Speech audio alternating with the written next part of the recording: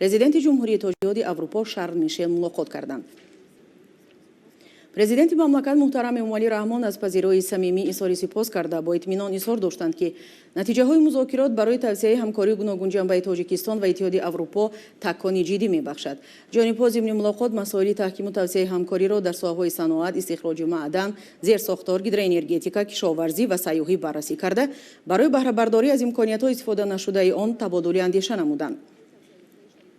омода намудан ва ба имзо расонидани созишномаҳои тавсеяёфтаи шарикию ҳамкорӣ миёни ҷонибҳо ба нафъи ҳарду ҷониб хоҳад буд ва татбиқи ҳадафмандонаи стратегияи нави Иттиҳоди Аврупо дар Осиёи марказӣ ва нақши барномаи бисёрсолаи индитактивӣ барои солҳои 2021-2027 ҷиҳати амалисозии ниятҳои ҳамгироии муҳим арзёбӣ карда шуд. дар рафти мулоқот ҷонибҳо инчунин тавсеяи муносибатҳоро дар бахшҳои ояндадори энергетика, захираҳои об, тағйирёбии иқлим ва рафъи оқибатҳои он, робитаҳо дар бахши маориф ва ҳамкории дуҷонибаро дар бахши амният мавриди баррасӣ қарор доданд.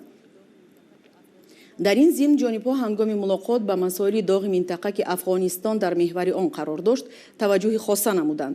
дар фарҷоми суҳбат президенти мамлакат муҳтарам Эмомали Рахмон аз президенти шӯрои Иттиҳоди Аврупо Шарл Мишел даъват ба амал оварданд ки бо сафари расмӣ ба Тоҷикистон ташриф биёранд.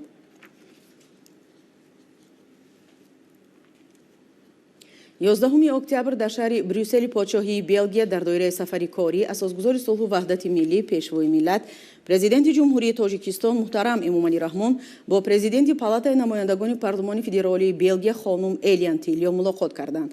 дар мулоқот масоили ҳамкории сиёсию байнипарлумонии Тоҷикистону Белгия баррасӣ шуд. президенти мамлакат муҳтарам Эмомали Рахмон аз сатҳи хуби робитаҳои сиёсӣ ва байнипарлумонӣ изҳори қаноатмандӣ карда, дар ин зимн густариши минбаъдаи фаъолияти гурӯҳи дӯстии Иттиҳоди байнипарлумонии Белгия ва Тоҷикистонро зарур шумурданд.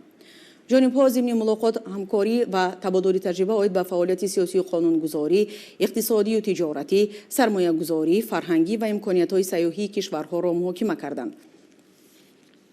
ҳавасмандии зиёд оид ба тавсеяи ҳамкорӣ дар бахшҳои мухталифи иқтисоду тиҷорат, сармоягузорӣ ва гуманитарию фарҳангӣ аз ҷумла соҳаҳои энергетика, саноат, илм, фарҳанг, маориф ва тандурустӣ зоҳир гардид. дар рафти мулоқот ҳамчунин масъалаҳои мубориза алайҳи таҳдидҳои муосири амниятӣ баррасӣ карда шуд. дар охири суҳбат президенти ҷумҳурии Тоҷикистон муҳтарам Эмомали Рахмон аз президенти палатаи намояндагони парлумони федералии Белгия хонум Элиан Тилё даъват намуданд ки ба Тоҷикистон ташриф оранд.